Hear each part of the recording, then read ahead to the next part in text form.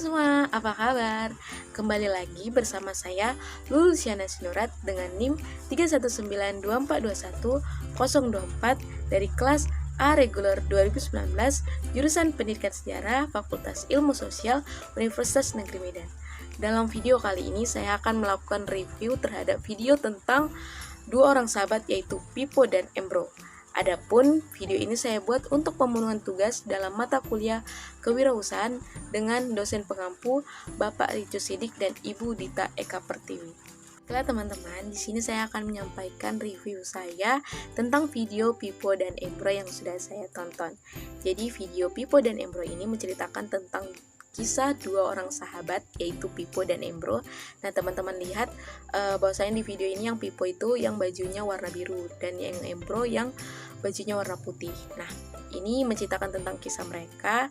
Mereka adalah dua orang sahabat yang berasal dari desa yang sama, yang mana mereka ini sering berhayal ataupun memiliki mimpi dan juga ambisi untuk menjadi orang terkaya di desanya.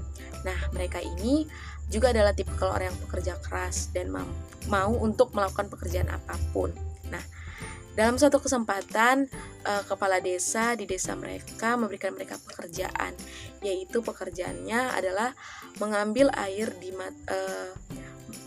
dari mata air di gunung untuk dibawa ke desa mereka. Nah, si Pipo dan Embro ini menerima pekerjaan tersebut. Nantinya mereka akan dibayar sesuai dengan banyaknya air yang mereka bisa bawa. Yaitu Pipo dan Embro sama-sama menerima kesempatan atau pekerjaan yang diberikan oleh kepala desa mereka kepada mereka. Nah, namun meskipun mereka sama-sama menerima kesempatan tersebut, namun kedua orang sahabat ini memiliki perspektif masing-masing di dalam melakoni pekerjaannya. Nah, Embro ini sendiri merasa puas akan pekerjaannya, bahkan ia membuat embernya lebih besar untuk dapat menghasilkan atau membawa air lebih banyak. Sedangkan si Pipo ini sendiri merasa tidak puas dengan cara yang mereka lakukan di dalam melakoni pekerjaannya. Akhirnya ia berusaha untuk menemukan ide baru atau gagasan baru, yaitu dengan membuat saluran pipa yang dapat membawa air secara langsung ke desa mereka. Nah, kemudian hasil gagasan dan juga ide dari Pipo ini ia sampaikan kepada temannya yaitu Embro untuk membangun saluran air. Namun ternyata temannya ini Embro tidak sepakat dengan ide tersebut. Akhirnya karena temannya tidak sepakat, Pipo berusaha sendiri untuk membangun saluran air tersebut.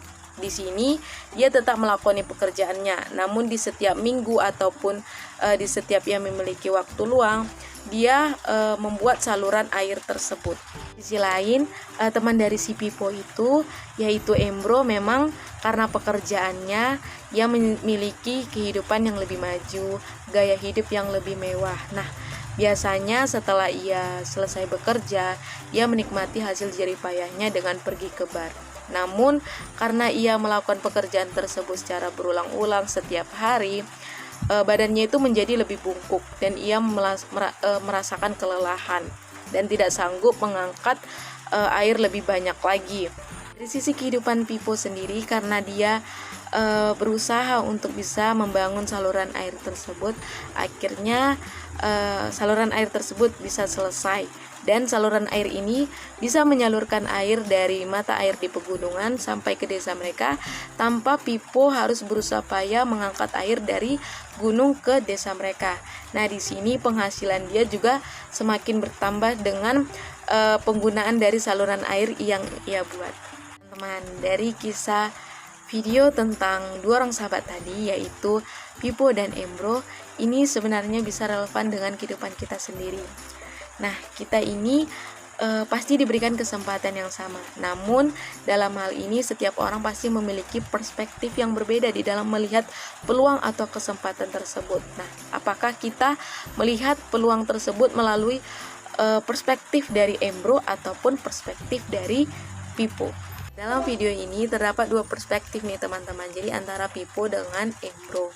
Jadi dari video yang saya tonton tadi, menurut saya Embro ini sama seperti kita.